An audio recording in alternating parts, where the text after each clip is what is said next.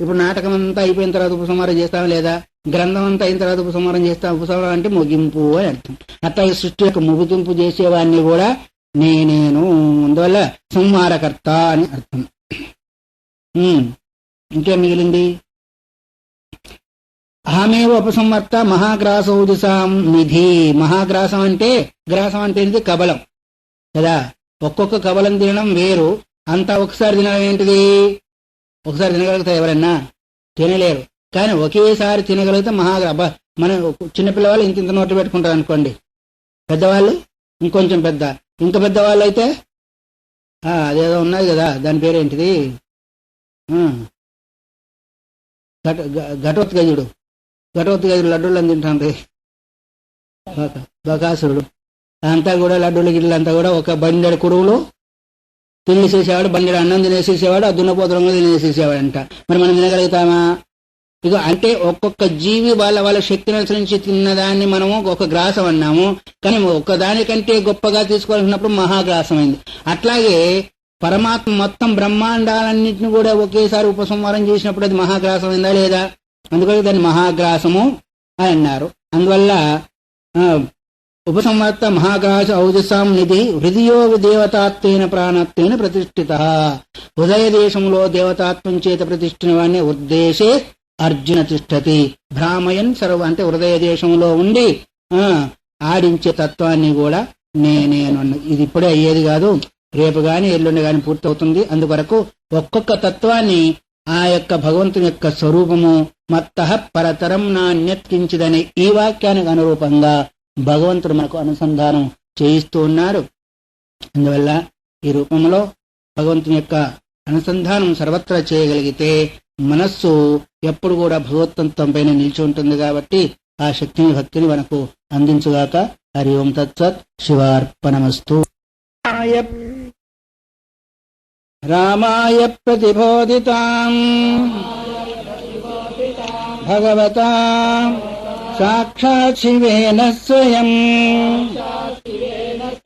వ్యాసేన గ్రథితాం పురాణమునినా పద్మే పురాణే శివాం అద్వైతామృతదాయినీం భగవతీం ఆషోడశాధ్యాయినీం అంబా త్వాం అనుసంస్మరామి శివసంగీతే భవద్వంసినీం. శివగీత 6వ అధ్యాయం 30వ శ్లోకం 71వ పేజీ. నిన్న అహమేవ ఉపసంహర్త మహాగ్రాసౌజసాం నిధి హృదయో దేవతాత్వేన ప్రాణత్వేన ప్రతిష్ఠిత. హృదయమందు దేవతాత్మైన దేవతారూపంలో, అదే శరీరానికి ప్రాణరూపంలో ప్రతిష్ఠిత. హృద్దేశే అర్జున తిష్టతి అనే దానికి ఇది రూపాంతరం. భగవద్గీత హృద్దేశే అర్జున తిష్టతి భ్రామయన్ సర్వభూతాని యంత్రారూఢాని మాయ. హృదయ దేశంలో ఉండి జీవుల యొక్క శరీరాన్ని ఆడిస్తూ ఉన్నాడు. అలాగే యో దేవతాత్వేన ప్రాణత్వేన ప్రతిష్ఠిత, దేవతారూపంలో ప్రాణరూపంలో ప్రతిష్ఠితులైన ప్రకృతేన తిష్టతి ఇది ప్రతిష్ఠిత. మనం అంతా కూడా ప్రతిష్ఠ చేస్తూ ఉంటాం కదా మందిరాల్లో. విఘ్నేశ్వరుని కూడా ప్రతిష్ఠ చేశారు పొద్దున. ప్రతిష్ఠ అంటే అర్థం ఏంటిది అంటే ప్రకృతేన తిష్టతి ఇది ప్రతిష్ఠ. కదలకుండా కూర్చుండబెట్టడమే ప్రతిష్ఠ. ఎక్కడ కూర్చోబెట్టాలా ఆయన్ని? గుళ్ళో కూర్చుని పెట్టాలా, ఒళ్ళో కూర్చుని పెట్టాలా, హృదయంలో కూర్చుని పెట్టాలా? పోనీలే, గుళ్ళో కూర్చుని పెడితే ఆ గుళ్ళోనే ఉండిపోతాడు పాపం ఆయన. ఆ తర్వాత ఏం చేస్తాడు? కాస్త మనకి ఇప్పుడు వేడి రాలేదు, ఫ్యాన్లన్నీ వేసుకున్నాం, గుళ్ళో కూర్చుని పెట్టి తలుపులన్నీ బిగించేది, నీ కర్మ నువ్వు అనుభవించని బయటకు వచ్చేసేసేది. అందుకే మనకు వర్షాలు పడడం. ఆయనకు చల్లగా ఉండే కదా, మనకు కూడా చల్లగా ఉండేదాని కొరకు. అందువల్ల హాయిగా చక్కగా ఉన్న భగవంతుణ్ణి ఓ పెద్ద మధ్యనం గుడి కట్టేసి అందులో ప్రతిష్ఠ చేసేసేసి 4 వైపుల గాలి కూడా లోపలికి పోకుండా చేసేసేసి తలుపులు మూసేసేస్తాం. ఆయనను మూసేసాం కాబట్టి మనల్ని కూడా ఈ సంసారంలో మూసేస్తున్నాడు, ముంచేస్తున్నాడు. ఆయనను మూసేసేది, ప్రతిష్ఠ చేసేది గుళ్ళో కాదు, మన హృదయ దేశంలో ప్రతిష్ఠ చేసుకోవాలి. అందువల్ల ధ్యానం చేసే ప్రతి సాధకుడు కూడా భ్రూమధ్యములోనో హృదయ దేశంలోనో ఇంకా ఇంకా చెప్పుకోవాలంటే సహస్రారంలోనో ప్రతిష్ఠ చేసుకుని అనుష్ఠానం చేయాలి. అయితే ఇది సామాన్యమైన మానవులకు ఏదైతే ఉందో అది యోగ్యమైందే అనుకోండి. కానీ కాస్త విశేషమైన సాధకుడికి ఎక్కడ ప్రతిష్ఠ చేయాలి అంటే హృదయంలో. ఎందుకంటే ఆయన హృదయంలోనే ఉంటున్న ప్రాణత్వేన ప్రతిష్ఠిత. కాబట్టి దేహో దేవాలయ ప్రోక్తో జీవో దేవ సదాశివ త్యజేద్ అజ్ఞాన నిర్మాల్యం సో అహంభావేన పూజయేత. ఈ శరీరమే ఒక దేవాలయం. శరీరములో ఉన్న జీవుడే ఆ పరమాత్మ. నిర్మాల్యం ఏంటిది? నిర్మాల్యం అంటే ఏంటి చెప్పండి? నిర్మాల్యం పూజ చేసిన వస్తువు ఉత్తర క్షణంలో నిర్మాల్యం అయిపోతుంది. ఎప్పుడో రేపటికి కాదు నిర్మాల్యం అయ్యేది. పూజ చేసిన ఉత్తర క్షణంలో, మీరు వేసిన ఉత్తర క్షణంలోనే అది నిర్మాల్యంగా అవుతుంది. దాన్ని ఒకవేళ తొక్కినట్టయితే, దాటినట్టయితే ఏమవుతుంది? చేసిన పుణ్యం కాస్త మళ్ళీ పోతుంది అన్నారు. అందుకొరకే కొంతమంది ఏంటిది అందకుంటే ఏం చేస్తారు? ఇటు నుంచి తీసి ఢోమ్మని విసిరిపారేస్తారు. ఎక్కడ పడుతుంది? మధ్యలో ఉన్న అమ్మగారుల అయ్యగారుల తలకాయలు పడుతుంది, కానీ ఆయన పాదాల దగ్గర పడదు. మళ్ళీ వస్తున్నప్పుడు పోతున్నప్పుడు వాటిని ఏం చేస్తుంటారు? కాస్త మర్దం చేస్తారు కాళ్ళతో. అందువల్ల దానివల్ల మనకు పుణ్యక్షయమే కానీ పాపక్షయం కాదు. అందుకొరకే కర్మలో దోషాలు ఉండేదానికి కారణం. ఇన్ని పూజలు చేశానే నాకు భగవంతుడు ఈ గతి పెట్టాడే అని కొంతమంది వాపోతుంటారు. మీరు కదనుకోండి బయట వాళ్ళ సంగతి, మీరంతా మంచి వాళ్ళే. కానీ పూజలన్నీ బాగా చేసినా గానీ ఎలా చేస్తున్నారో దానిలో ఏమైనా దోషం ఉందా, అంగ ప్రత్యంగాలు సక్రమంగా ఉన్నాయా అనే భావన మనకు రావాలి. అప్పుడు చేసినప్పుడు ఏమవుతుంది అంటే దానిలో కలిగే ఫలం మనకు సక్రమంగా కలుగుతుంది. అందువల్ల పూజ దోషమని కాదు. అందుకని పూజాకోటి సమస్తోత్రం, స్తోత్రకోటి సమం జపం, సమకోటి సమం ధ్యానం, ధ్యానకోటి సమం లయ అని ఒకసారి మనం చెప్పుకున్నాం. కొన్ని పూజల కంటే ఒక భక్తితో ఒక స్తోత్రం చేయడం ఏదైతే ఉందో అది విశేషమైన ఫలప్రదం. అయితే అందుకొరకే బాలానాం దేవ పూజ అన్నారు. మూర్తి పూజ ఎవరికయ్యా అంటే ప్రారంభ సాధకుల కొరకి. దాని ద్వారా చిత్తాన్ని ఏకాగ్రత చేసుకొని, దాని ద్వారా చిత్తేకాగ్రత ద్వారా ఆ మూర్తినే బాగా చక్కగా స్తోత్రం చేయగలిగితే అంతకంటే కూడా ఎక్కువ ఫలము. తర్వాత యజ్ఞానం జపయజ్ఞస్తి అన్నారు కదా. ఏది చేసినప్పటికీ మన మనస్సును మనస్సు లోపల లేదా హృదయం లోపల భగవంతుని ప్రతిష్ఠిత చేసుకోవాలి. ఆయన స్థానం అది. అందుకరికే హృదయ దేశం అన్నారు. అదే ఒకటి హృదయ దేశంలో ఎక్కడున్నాడు? హృదయ దేశంలో ఆకాశం ఉంది. దాన్నే దహరాకాశం అన్నారు. దహర ఉత్తరేభ్య అనే బ్రహ్మసూత్రం లోపల దాని విశాలమైన విస్తారం వస్తుంది. కాబట్టి ఆ సన్నని ఆకాశంలో మన ముందు వస్తుంది. ఇప్పుడు కురవబోతు రుసులు అన్నట్టు ముందు ఈ విషయం అంతా వస్తుంది. కాబట్టి దేవతాత్వేన ప్రతిష్ఠిత ఎక్కడ? హృదయ దేశంలో అన్నారు. కాబట్టి అలాంటి వస్తువును మనము అనుసంధానం చేయగలిగినప్పుడు దానిలో ఉన్న ఆనందము ఇంకా దేనిలో లేదని ఏ సాధకుడికి ఆ సాధకుడికి అనుభవానికి వచ్చేదానికి అవకాశం ఉంటుంది. కాబట్టి ప్రతి జీవి లోపల కూడా నేను హృదయంలో ఉన్నాను, దేవతా రూపంలో ప్రతిష్ఠుడినై ఉన్నాను. బయట ప్రతిష్ట కావలసిందే. మనం బయట ప్రతిష్ట అంటే ఎక్కడ ప్రతిష్ట చూస్తున్నాము? లోకంలో ప్రతిష్ట కావాలని చూస్తున్నాం గాని హృదయంలో భగవంతుని ప్రతిష్ట కావాలని చూసేవాళ్ళు ఎంతమంది? లోకంలో ప్రతిష్ట అంటే అర్థమేమి? కీర్తి. కకారమయలో ఉన్నవాళ్ళు చాలా మంది. కకారమయ అంటే తెలుసా? 3 కకారాలు: కామ, కాంచన, కీర్తి. ఈ 3 కకారమయలో ఉన్నవాళ్ళు ఎప్పుడు కూడా ఆధ్యాత్మిక రంగంలో సామాన్యంగా నడవలేడు. అందువల్లనే దేవతాత్వైన దేవతా రూపంలో దివి క్రీడా విచికిత్స అనే ధాతువు చేత ఏదైతే ఉందో దేవ అనే శబ్దము, ద్యోతనాథ్ దేవ అనే శబ్దం కూడా ఉంది. ప్రకాశించినందువల్ల దేవత అనే శబ్దం. అందువల్ల హృదయ దేశంలో ప్రకాశిస్తుంది కాబట్టి, స్ఫురిస్తుంది కాబట్టి శరీరం అంతటా కూడా అది ఒక శక్తినిచ్చినందువల్ల శరీరము కదిలేదానికి అవకాశం ఉంటుంది, సమస్త క్రియలను చేసుకునే దానికి అవకాశం ఉంటుంది. అందువల్ల దేవతారూపంలో ప్రతిష్ఠున్నవని కూడా నేనేను చెప్పి తర్వాత విషయాన్ని చెప్తున్నాడు. శిరశ్చోత్తరతో యస్య పాదౌ దక్షిణస్తదా యశ్చ సర్వాంతర సాక్షాత్ ఓంకారోహం త్రిమాత్రకః. అహం త్రిమాత్రకః ఓంకారః. నేను 3 మాత్రలతో కూడుకున్న ఓంకారము అన్నారు. మాత్ర అంటే ఏం చెప్పుకున్నాము? మాత్ర అంటే వైద్యుడిచ్చే మాత్ర కాదు. నా చేతి మాత్ర వైకుంఠ యాత్ర అన్నట్టుగా ఆ మాత్ర కాదు. ఈ మాత్ర ఏంటి అంటే ఒక అక్షరాన్ని ఉచ్చరించగలిగే సమయం ఏదైతే ఉందో దాన్ని ఒక మాత్ర అంటారు. అ, ఇ, ఉ. రెండు అక్షరాలు ఉచ్చరించే సమయాన్ని దీర్ఘము అన్నారు. రెండిటికంటే ఎక్కువ సమయాన్ని తీసుకునేదాన్ని ఏమన్నారు? ప్లుతము అన్నారు. అందుకొరకే హ్రస్వము, దీర్ఘము, ప్లుతము, ఏకమాత్ర, ద్విమాత్ర, అనేక మాత్రలు అని. కాబట్టి మాత్ర అంటే ఏంటి? మానాత త్రాయతే ఇది మాత్ర. ఇక్కడ ఆ మాత్ర వేరనుకోండి, దాన్ని మనం అనుసంధానం చేసినందువల్ల తరింపజేస్తుంది కాబట్టి మాత్ర అన్నారు. అందుకొరకే ఓంకారములో 3 మాత్రలు, అందువల్లనే ఆ మాత్రల్ని అవయవాలని కూడా చెప్పారు. తర్వాత మాండిక్యోపనిషత్తులో 3 పాదాలని కూడా చెప్పారు. కాబట్టి అకారము, ఉకారము, మకారము. సమస్తం వ్యస్తం త్వం శరణద గృణాత్యోమితి పదం. శివమహిమ్న స్తోత్రంలో పుష్పదంతాచార్యుడు అంటారు, సమస్తం వ్యస్తం త్వం శరణద గృణాతి ఇది ఓం పదం. ఓం అనే పదం ఏదైతుందో సమస్తంలో ఉంది, వ్యస్తంలో ఉంది. సమస్తం అంటే అష్ట, ఉష్ట, మష్ట, ఓంకార. అకారము ప్లస్ ఉకారము, మకారము. దీన్ని సమస్తం అంటే సమాసంతో కూడుకుంది.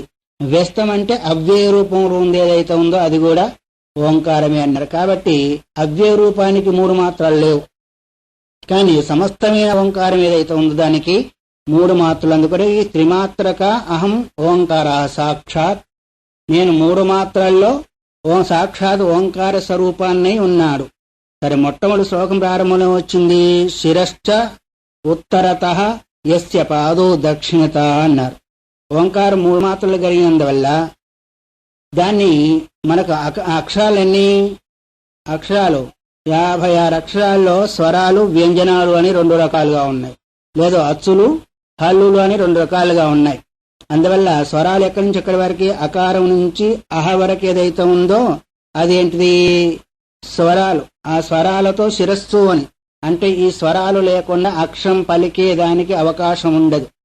ఆ స్వరాలు కలిస్తేనే మనం చక్కగా ఆ అక్షరాలను పలకగలుగుతాం. లేకపోతే క ఖ గ ఘ అని చెప్పవలసింది. క ఖ గ గ అనే దానికి అవకాశం లేదు.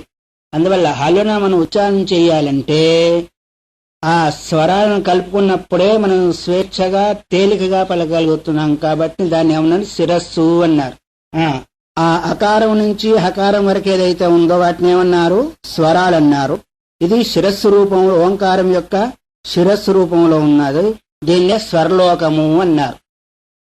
స్వర్గ మర్త్య పాతాళం అని మనం ఒకసారి చెప్పుకున్నామే. స్వర్లోకం, భూలోకం, భువర్లోకం అని భూర్భువ స్వ 3 వ్యావృతులు కదా. 3 వ్యావృతులలో స్వర అంటే స్వర్గానికి సంబంధించింది. ఆ నుంచి ఆ వరకు స్వరాలు ఏవైతే ఉన్నాయో అది స్వర్లోకానికి సంబంధించింది. ఓంకారం యొక్క శిరస్థానము. తర్వాత పాదౌ దక్షిణస్థదా శవర్గం ఏదైతే ఉందో ష ష స హ ఏదైతే ఉందో ఈ శివర్గం ఏదైతే ఉందో ఓంకారం యొక్క పాదము. యశ్చ పాదౌ దక్షిణతః. ఒకటం శిరస్సు, శిరస్సు తర్వాత వచ్చేది ఏంటిది? పాదాలు. పాదాలు ఏంటిది అంటే ఓంకారం యొక్క పాదాలు భూర్లోకంగా చెప్పబడింది. ఈ మధ్యలో ఇంకొకటి ఉంది కదా, కా నుంచి షా ముందు వరకు మాయారాల వరకు ఏదైతే ఉందో అది మధ్యలో వచ్చేస్తున్నాయి. అచ్చులకును శవర్గానికి మధ్యలో. అట్లాగే శిరస్సుకున్న పాదాలకు మధ్యలో ఉన్నదంతా స్థానం ఏంటిది? దాన్ని భువర్లోకం ఓంకారం యొక్క మధ్య భాగము అన్నారు. అందుకొరకే భూర్భువ స్వ. స్వ అంటే స్వర్లోకము, భూ అంటే భూలోకము, వహ అంటే మధ్యప్రదేశం.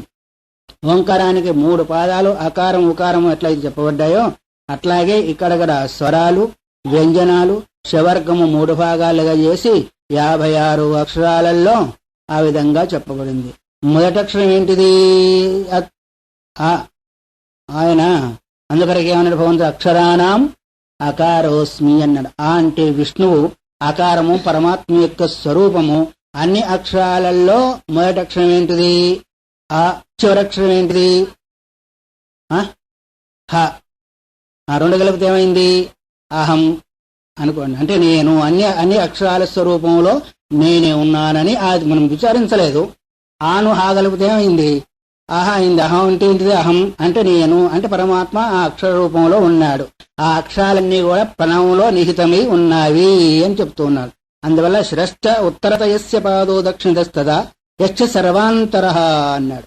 అంటే సర్వాంతరం ఎట్లా ఉన్నారు? 3 ఓంకారంలో ఇవన్నీ అక్షరాలు కలుస్తున్నాయి కాబట్టి ఆ ఓంకారమే సాక్షాత్ అహం, నేను ఆ యొక్క స్వరూపమని భగవంతుడు నిరూపణ చేస్తాడు. కాబట్టి త్రిమాత్రక, 3 మాత్రలతో కూడుకుంది. అకారము ఉకారం మకారము, లేదు భూ భువ స్వహ, లేదు స్వర వ్యంజనాలు శవర్గంతో కూడుకుంది.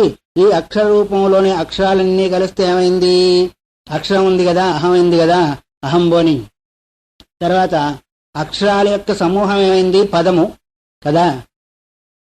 చదువుకున్న కళ్ళ మీదంతా కూడా పదం అంటే ఏంటిది? అక్షరాల యొక్క సమూహము, పదాల యొక్క సమూహము, వాక్యము, వాక్యాల యొక్క సమూహము గ్రంథము. అందువల్ల అక్షరాల సమూహం పదము, పదం యొక్క సమూహము వాక్యము, వాక్యాల యొక్క సమూహం ఏదైతే ఉందో అదే వేదము. అందువల్ల సర్వవేదాలు నా యొక్క స్వరూపం అన్నప్పుడు అక్షరాలు నేనే, అక్షరాలతో కూడుకున్న వేదం కూడా నా యొక్క స్వరూపమే. ఇవన్నీ కూడా దేనిలో ఉన్నాయి? ప్రణవములో నిహితమైంది. ఆ ప్రణవవాచ్యుడను నేను అని ఈ విధంగా మనం అనుసంధానం చేస్తున్నామా? చేయగలిగితే ఏమవుతుంది? ఊర్ధ్వంచోన్నామయే యస్మాత్ అధశ్చావసామ్యహం తస్మాదోంకార ఏవాహం ఏకో నిత్య సనాతనః. ఇలాంటి ఓంకారాన్ని ఎవరైతే ఈ విధంగా అనుసంధానం చేస్తారో, ఊర్ధ్వంచ ఉన్నామయే, పైకి తీసుకుని వెళుతున్నాను కాబట్టి, యస్మాదశ్చ అపనయామ్యహం, పైకి తీసుకుని వెళుతుంది ఆ ప్రణవము. లేదు ప్రణవ రూపంలో ఉన్న నేను కిందికి కూడా తీసుకుని వెళుతున్నాను. అందుకొరకే తస్మాత్ ఓంకార ఏవ అంటే ఏ సాధకుడైతే ఈ విధంగా అనుసంధానం చేస్తాడో ప్రణవాన్ని, అప్పుడు ఎక్కడ పోతాడు? ఊర్ధ్వం అంటే ఊర్ధ్వలోకాలకు, అంటే ఆ స్వర్గం తప్ప మిగతా లోకాలకు పోతాడు. స్వర్గం ఎవరికి పోతారు? ఎవరైతే యజ్ఞయాగాలు చేస్తారో వాళ్ళు పోతారు స్వర్గానికి. కానీ తపస్సు చేసేవాళ్ళు, జపధ్యానాలు చేసేవాళ్ళు స్వర్గానికి పోయే అవకాశం లేదు. స్వర్గం పైన ఏ లోకాలు ఉంటాయో ఆ లోకాలు పోతారు ఆ పుణ్యం చేత. అది ముందు వస్తుంది, నేను చెప్పక్కర్లేదు. ఇంకా ఎప్పుడంటే 9వ 10వ అధ్యాయంలో 11వ అధ్యాయంలో వస్తుంది. కాబట్టి ఈ విధంగా ఊర్ధ్వం ఉన్నామయే, ఎవరైతే ఓంకార జాపి ఉన్నారో వాళ్ళని పైకి తీసుకుని వెళ్తున్నాను. అధష్టాపనయామ, మళ్ళీ కిందికి కూడా తోసివేస్తున్నాను. ఎప్పుడు అంటే ఓంకార ప్రణవానుసంధానం కలిగిన పుణ్యం చేతనేమో పైకి తీసుకెళ్తున్నాను ఊర్ధ్వలోకాల భోగం కొరకు. ఆ తర్వాత కిందికి ఎప్పుడు పంపిస్తున్నాను అంటే ఆ పుణ్యము క్షీణించిన తర్వాత క్షీణే పుణ్యే మర్త్యలోకం విసింది. అంటే ఇప్పుడు మనం మంత్రజపం చేసినందువల్ల ఏ మంత్రమైనా కావచ్చు, అది కూడా పుణ్యప్రదమైందా కాలేదా? నీకు మోక్షం కలగకపోతే కలగకపోవచ్చు, భగవంతుడు కనిపించకపోతే కనిపించకపోవచ్చు, కానీ దాని ద్వారా పుణ్యలోక ప్రాప్తి జరిగిందా లేదా? అందుకొరకే ఇక్కడ అంటున్నాడు ఊర్ధ్వం ఉన్నామే, పైకి తీసుకుని వెళుతున్నాము. అధష్టాపనయామ్యహం, కిందికి కూడా తోసివేస్తున్నా. అంటే పుణ్యం క్షీణించిన తర్వాత భోగానుభవం తర్వాత కిందికి తోసివేస్తున్నాను. మరి ఇప్పుడు మేము వయసు అయిపోయిన వాళ్ళము, మా డబ్బు లేని వాళ్ళము, నేను ఏం దానం చేయలేదు, ఏం యజ్ఞం చేయలేదు, ఏం హోమం చేయలేదు, మాకు సద్గతులు లేవా అని కొంతమంది వాపోతూ ఉంటారు. అలాంటి వాళ్లకు ఇది ఊరట కలిగిస్తుందా లేదా? ఎక్కడ ఏం చేయలేకపోతే ఆ కుర్చీలో పడుకోనో, సోఫాలో పడుకోనో, కింద పడుకోనో, ఎక్కడ పడుకోనో అనవచ్చి అనరాకుండా ఆయన రామ అనకుండా మరా మరా మరా అన్నాడా? రామరామ అన్నాడా? మరా అంటే చచ్చాను అని హిందీలో మరా అంటే. అది రామ అని శబ్దం రాకపోతే మరా మరా మరా మరా మరా అన్నాడు. ఆ మాట అంటేనే వాడికి సద్గతి కలిగి ఒక ఋషిగా తయారయ్యాడే. మనం ఈ విధంగా అనుసంధానం చేసిన వాళ్లకు సద్గతి కలగకుండా ఉంటుందా? అందువల్ల దేన్ని గురించి కూడా మనం భయపడవలసిన అవసరం లేదు. అది చేశాను, ఇది చేయలేకపోతేనే, అది చేయలేకపోతే అది చేస్తే ఎక్కువంట, ఇది చేస్తే తక్కువంట అనే భావన రావాల్సిన అవసరము లేదు. మనం చేసేదాన్ని స్వకర్మణ తమభ్యర్చ సిద్ధిం విందతి మానవ. నీవు చేసే డ్యూటీని సక్రమంగా చేస్తే అదే ఒక పూజగా మారి భగవదారాధనగా తయారవుతుంది. మన యొక్క డ్యూటీని, మన కర్తవ్యాన్ని వదిలిపెట్టి పరధర్మే నిధనం చేయ, స్వధర్మే నిధనం చేయ పరధర్మో భయావహ. స్వధర్మాన్ని వదిలిపెట్టి పరధర్మానికి పోతూ ఉంటారు. కాబట్టి ఇక భగవంతుడు ఏం చెప్తున్నాడు? నువ్వు అది చేస్తేనే నీకు మోక్షం, ఇది చేస్తే మోక్షం అనేది కాదు. ఏది చేసినా త్రికరణ శుద్ధిగా చేయగలిగినప్పుడు దేవతాత్వమైన వృద్ధి ప్రతిష్ట నీ లక్ష్యంలో ఉన్న తత్వాన్ని లేదు, ఆ వస్తువును, ఆ పరమాత్మను నీ హృదయంలో నిలుపుకొని ఏది చేసినప్పటికీ అది నీకు అనంతమైన ఫలాన్ని కలిగిస్తుంది. అది ఎవరి ప్రమాణం? భగవద్గీత ప్రమాణం. స్వల్పమపి అస్య ధర్మస్య త్రాయతే మహతో భయాత్. ఈ ధర్మాన్ని కొంచెం పాటించినప్పటికీ, అనుసరించినప్పటికీ, అనుసంధానం చేసినప్పటికీ, ఆచరించినప్పటికీ త్రాయతే మహతో భయాత్. మహద్భయం ఏంటి? జీవుడికి జనమన్న ప్రవాహ రూపమైన భయమే గొప్పనైన భయం. దానికంటే గొప్పనైన భయమా? దొంగలు పడ్డా భయంలే, ఇంకోటి చేసినా భయంలే, కానీ చంపుతానంటే మాత్రం అందరికీ భయమే, చావాలంటే కూడా భయమే. ముసలాం దగ్గర పోయి బాగా పండు ముసలోడు అయిపోయాడు, ఆ తర్వాత మంచంలో పడుకున్నాను, అన్ని మంచంలో జరుగుతున్నాయి అనుకోండి. ఓ మనోడు పోయాడు, తాత నువ్వు చావకుండా ఇంకెందుకున్నావు అన్నాడు అనుకోండి, నీ అబ్బ సొమ్ము తింటున్నా ఎందుకు చావాలంటాడు వాడు కూడా. అవునా కాదు, చావాలని ఉండదు ఎవరికి కూడా. అందుకనే రామకృష్ణ స్వామి అంటుండే, చచ్చే బుద్ధి ఇచ్చే బుద్ధి ఎవరికి రాదంట. అందువల్ల ఎట్లా ఉన్నప్పటికీ శరీరం ఏదైతే ఉందో ఒక సాధన కాబట్టి ఆ సాధనను ఉపయోగించుకుంటూ సమస్య జనమన ప్రవాహ రూపమైన సమస్య ఏదైతే ఉందో దాన్ని పూర్తి చేసుకునేదానికి మనం చేయాలి. అది కొంచెం చేసినప్పటికీ ఎలా ఉండాలా, మనస్ఫూర్తిగా ఉండాలా. మనస్సు నిలిపి దాని అందు చిత్తాన్ని అవరోధనం చేసినట్టయితే ఉన్నామయతే అదే నిన్ను ఊర్ధగతికి తీసుకుని వెళుతుంది. ఇక్కడ ఎవరు కపోల కల్పితంగా చెప్పడం లేదు, శాస్త్రం ప్రమాణం మనకు అన్ని రకాలుగా చెప్తుంది.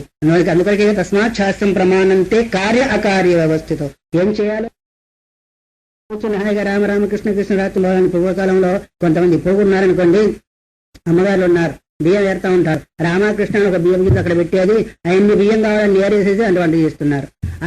ఇప్పుడు ఉన్నారు, పూర్వకాలంలో కూడా ఉన్నారు అనుకోండి. అట్లా పురుషులు కూడా ఉన్నారు. ఆ విధంగా చేసింది ఏమైంది, ఒకటేమో నీ మనస్సు దైవం అయితే ఉంది, ఆ గింజలు ఏదైతే ఉందో దైవ భావంతో వేరు చేయబడ్డాయి కదా, అది కూడా దైవమయమైంది. మళ్ళీ వంట చేసేప్పుడు ఏమైంది, అది దైవమయమైంది. మళ్ళీ ఆరగించేటప్పుడు నైవేద్యం పెట్టేటప్పుడు దైవమయమైంది. నువ్వు చూసుకునేప్పుడు అందువరకే దైవమయంతా దైవమయమే అయిపోయింది. అందువరకే భుంజతే తే త్వగం పాప ఏ పచంతి ఆత్మకారణ. తన కొరకే ఎవరైతే వండుకొని తింటున్నారో వారు పాపాన్ని తింటున్నారంట.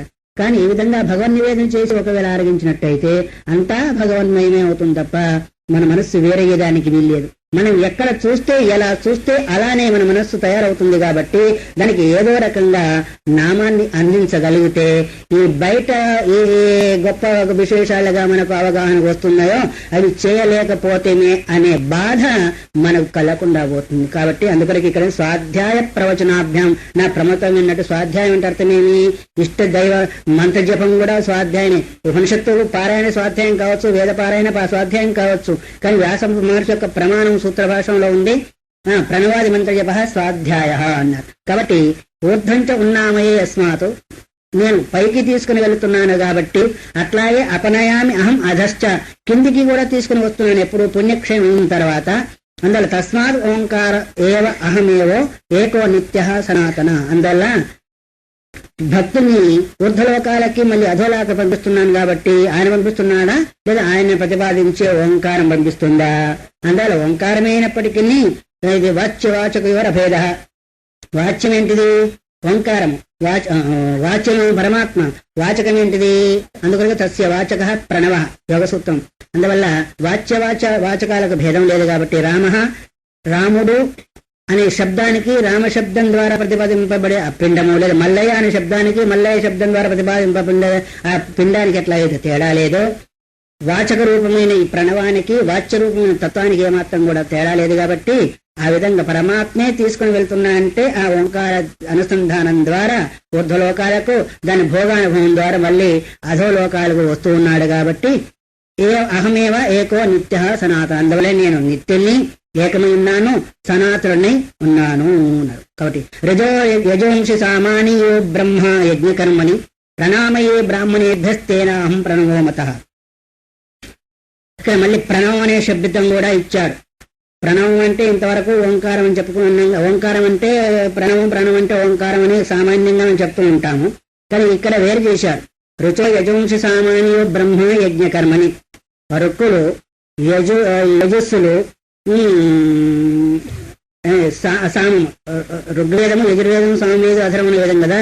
యజ్ఞకర్మల ఎందు వాడినందువలన ఆ యజ్ఞకర్మల ద్వారా కూడా వాళ్ళు ఊర్ధ్వలోకాలకు వెళ్తున్నారు లేదా స్వర్గాది లోకాలకు వెళ్తున్నారు. కాబట్టి ఆ రుక్కుల ద్వారా, ప్రణం ద్వారా కాదు. ప్రణం ద్వారానే పోడు నిర్గుణ ఆరాధన మొదలు చెప్పుకున్నాం.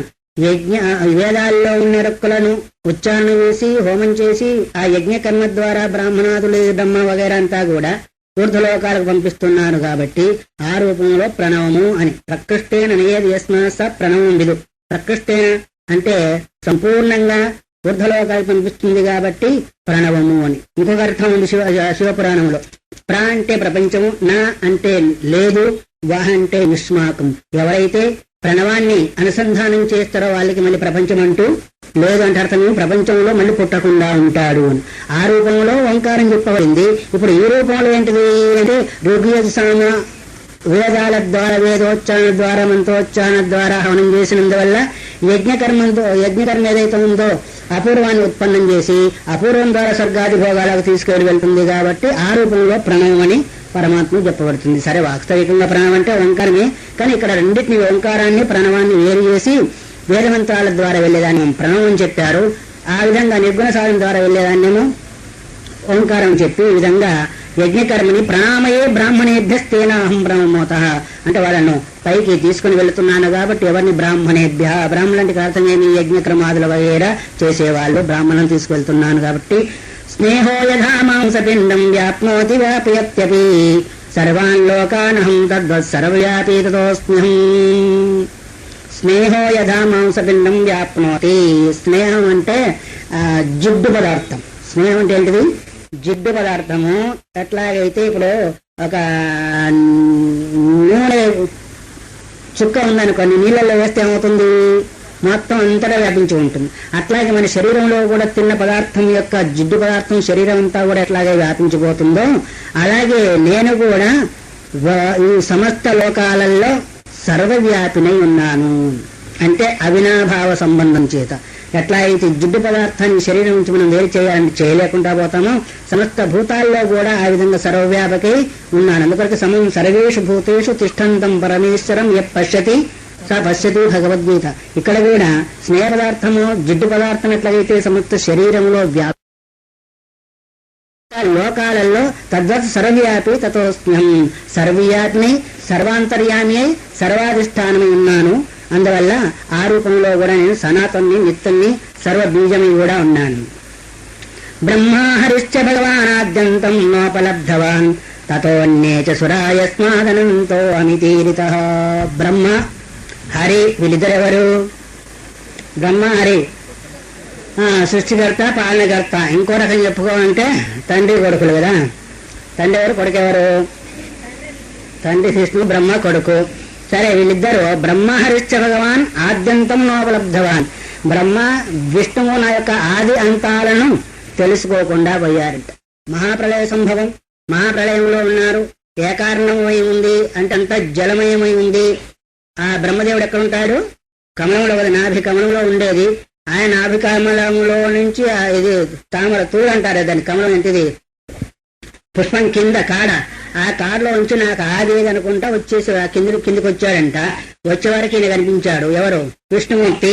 విష్ణుమూర్తి కనిపించే వరకు నేను సృష్టికర్తనే ఉన్నాడు, వీడెవడో నాకు నమస్కారం చేయడం లేదని అహంకారం వచ్చేసిందంట బ్రహ్మదేవుడికి. ఆయన అన్నాడు నేను వాడికి తండ్రినే ఉన్నాడు, నా నాభికమలో జన్మించున్నాడు, నాకు నమస్కారం చేయడం లేదని విష్ణుమూర్తి అనుకున్నాడు. అది ఇద్దరి మధ్యలో ఏమైంది? పోట్లాడు జరిగింది. నేను గొప్ప అంటే నేను గొప్ప. అందుకొరకు ఆ మధ్యలో ఉంచి ఈయన శివుడు జ్యోతిర్లింగ స్వరూపుడై ఉద్భవించాడు. అందువల్ల బ్రహ్మహరిష్ట ఎప్పుడైతే ఈ దివ్య జ్యోతిర్లింగం బయటికి వెళ్ళిందో అప్పుడు వాళ్ళిద్దరు అనుకున్నారు దీని యొక్క ఆది అంతాన్ని ఎవరైతే తెలుసుకొని వస్తారో వాళ్ళు గొప్ప పొమ్మన్నారు కదా. అయితే ఆయనేమో మరి హంసవాహనుడు కాబట్టి ఎర్రవున వెళ్ళిపోతానన్నాడు ఆయన. ఎందుకంటే కిందికి హంసవాహనం పోదు కదా, అక్కడ కూడా యుక్తే, దేవతల్లో కూడా యుక్తి మనకే కాదు. ఆ తర్వాత ఈయనేమో వరాహవతారం ఎత్తేసి లోపలికి వెళ్ళారు. ఆయన పోయి ఆయనే తెలుసుకోలేకపోయాడు. ఈయన కిందికి వెళ్ళి ఈయన కూడా అంతాన్ని ఆయన ఆదిని తెలుసుకోలేదు, ఈయన అంతాన్ని తెలుసుకోలేదు. ఆఖరికి అందుకరికి అంటున్నాడు బ్రహ్మహరిశ్చ భగవాన్ ఆద్యంతం నోపలబ్ధవాన్. ఆదిని అంతాన్ని కూడా తెలుసు. ఆద్యంతుడు ఆయనకి ఆది అంతం ఉందా? అసలు పరమాత్మకి ఆది లేదు. నాంతో నచాద్యం నచ సంప్రతిష్ఠ ఇది ఈ భూలోకానికి. అట్లాగే ఆఖరికి ఏమైంది అంటే అక్కడి నుంచి ఎక్కడి నుంచో ఏంటిది ఒక నందీశ్వరుడు వస్తూ ఉన్నాడు. తర్వాత కేతకి పుష్పం వస్తుంటే నేను ఎట్లాగా చెప్పలేదు, నువ్వు నాకు చెప్పినట్టుగా ఏంటి దాన్ని ఏమంటారు సాక్ష్యం చెప్పవలసింది అన్నారు. అంటే సరే అంది. ఈ నందీశ్వరుడు కూడా వచ్చేసేసాడు. తర్వాత వచ్చేసేసి ఆ ఇద్దరు సాక్ష్యం కావాల. విష్ణుమూర్తి కూడా పైకి వచ్చేసాడు, ఆయన కిందికి తీసేసాడు. నేను చూసావా అంటే చూశానని అడిగిన. ఆకృతి కలిగిన వాళ్ళు